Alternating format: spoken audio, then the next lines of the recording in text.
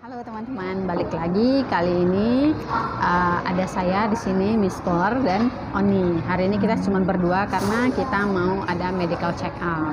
So sebelum medical check up, kita mau ngobrolin tentang kemarin banyak animo dari teman-teman di grup yang bilang kasih dong tips and tricks dalam kehidupan sehari-hari, kehidupan bersama Odapus. Ya. Nah, pertanyaan pertama itu yang kemarin karena kebanyakan kan perempuan. Dan udah wanita dewasa, udah otomatis pasti berurusan dengan rumah tangga dan anak-anak. Nah, yang dipertanyakan adalah tips dan triks gimana caranya merawat anak, baik itu yang masih balita ataupun mungkin yang sudah remaja, untuk wanita-wanita yang terkena lupus. Jadi untuk waktu dan tempat saya persilahkan kepada Oni. Ya, baik.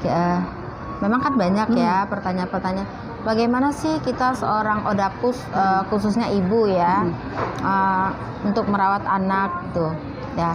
Memang sih dilemanya banyak. Di satu sisi kita harus menurunkan sedikit emosional kita, karena kan memang kalau lupus ini kan belum terkendali, emosional juga akan belum terkendali gitu. Ya, up and down ya. Iya, dan terus moodnya itu pun nggak tentu, kadang baik, kadang enggak, kadang seneng, kadang mau nangis, kadang macem lah gitu ya.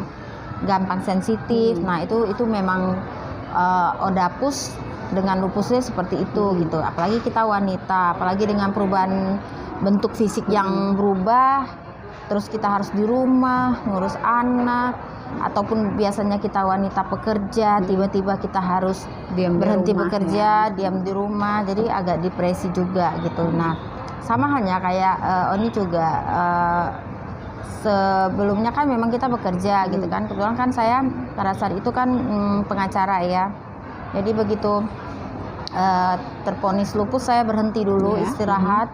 Jangankan untuk ngurus anak, untuk diri saya sendiri aja saya nggak bisa diurus ya, apalagi mau mengurus anak gitu ya. Nah pada saat itu anak saya itu kan masih kecil-kecil ya, yang saya parah sakit lupusnya itu di perlahiran anak ketiga.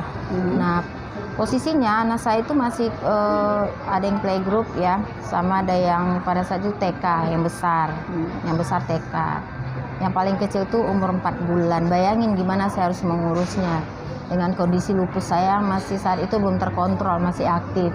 Dan memang itu masih parah-parahnya ya? Ya, masih parah-parahnya. Dan memang sering kalau saya udah emosi, saya suka banting apa aja yang ada sama saya. Terus kalau saya emosi dengan anak-anak, semua saya pukulin gitu. Kalau ada pisau pun juga akan nancep ke tubuhnya gitu. Karena saya selalu berulang-ulang kali, saya ingat sekali, sampai sekarang tuh saya masih ingat gitu. Penyesalan ada, tapi ya bagaimana kita mau bilang, karena kondisinya juga kan kita masih belum stabil ya, secara psikologis itu masih sakit. Benar. Jadi anak saya nomor 2 tuh saya pukul pakai kursi plastik. Terus anak saya nomor 1 tuh saya pukul, pentingnya berbirat-birat lah badan mereka tuh ya, saya tendang anak saya yang nomor 1. Terus yang paling kecil itu hanya kehilangan kunci rumah, dia harus saya berdirikan di ini ya, di setrap di luar pagar rumah jam 1 malam. Bayangin coba, itu anak umur 2 tahun itu, 2 tahun apa 3 tahun seperti itu gitu. Jadi problema, dilema, semua ada di situ gitu ya. Nah akhirnya susah untuk merawat anak dengan kondisi lupus kita belum terkendali. Tapi alhamdulillah saya kan punya keluarga.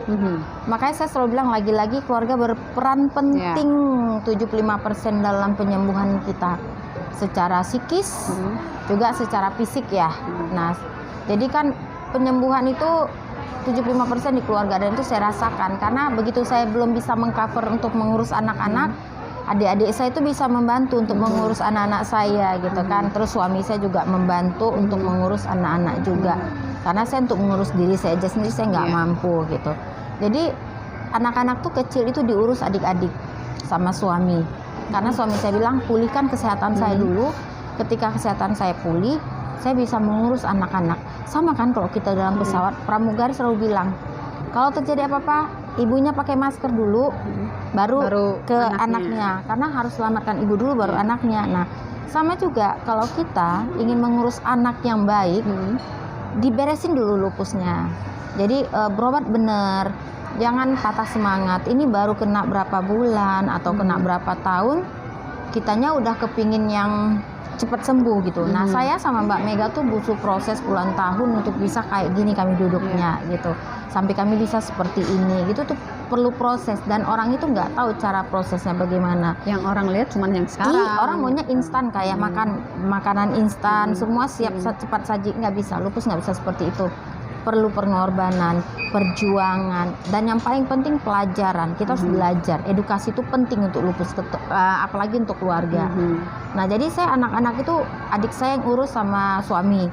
Nah, sembari dari situ saya terus belajar tentang lupus. Saya terus mengontrol supaya emosi saya bisa stabil. Saya harus sehatkan diri saya. Nah, ketika saya sudah sehat, nah saya mulai mendekati lagi saya dengan anak-anak saya, karena yang berapa tahun lalu itu saya belum bisa berdekatan sama mereka. Saya pada saat itu hanya cuman duduk ngeliatin mereka mau ngapain, palingan cuman jangan ini gitu. Tapi saya nggak bisa melakukan apapun karena kondisi tubuh juga kan lemas ya. Nah, jadi tuh rata-rata tuh semua adik-adik sama suami yang ngurus. Nah, begitu saya sudah mulai kondisi sudah mulai membaik, saya sudah mulai mendekatkan diri sama anak-anak saya rangkul. Bahkan saya sampai buat daftar absensi. Senin siapa yang tidur sama saya, Selasa siapa tidur sama saya, Rabu. Jadi kan kalau anak saya 3 tuh. Nah, jadi 3 tuh nanti Senin si nomor 1, Selasa nomor 2, Rabu nomor 3. Terus nanti Kamis nomor 4, Jumat nomor 5, Kamis nanti nomor 1, Jumat nomor balik begitu terus. Nah, sampai akhirnya mereka tuh udah merasa sudah mulai besar, bondingnya udah kembali lagi. Ya, jadi waktu itu anak saya sudah mulai tidak pakai absensi lagi tuh. Yang besar itu kelas 1 SMP. Nah, begitu yang kelas 1 SMP udah besar, yang waktu itu saat itu abangnya, terus dia udah nggak pakai absensi, tapi seminggu sekali tidur. Nah, seminggu sekali tidur di kamar, terus sampai sekarang udah kuliah pun kalau mereka sakit, demam atau apa, mesti tidurnya sama saya. Nah, jadi kalau mereka demam, kan udah kuliah ya, udah besar. Anak saya besar kan umur 22.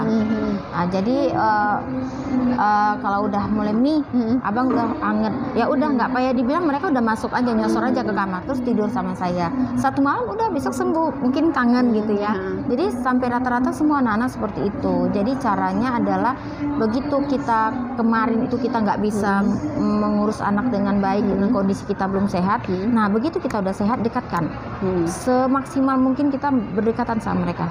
Terus kondisinya lihat situasi.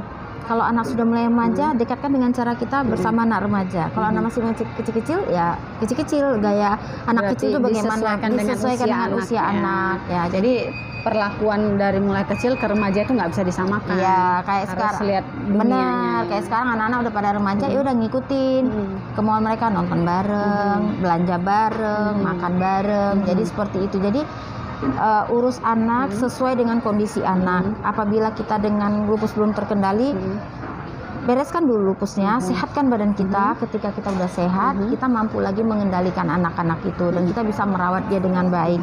Saya rasa anak-anak juga mengerti kondisi ibunya lagi sakit.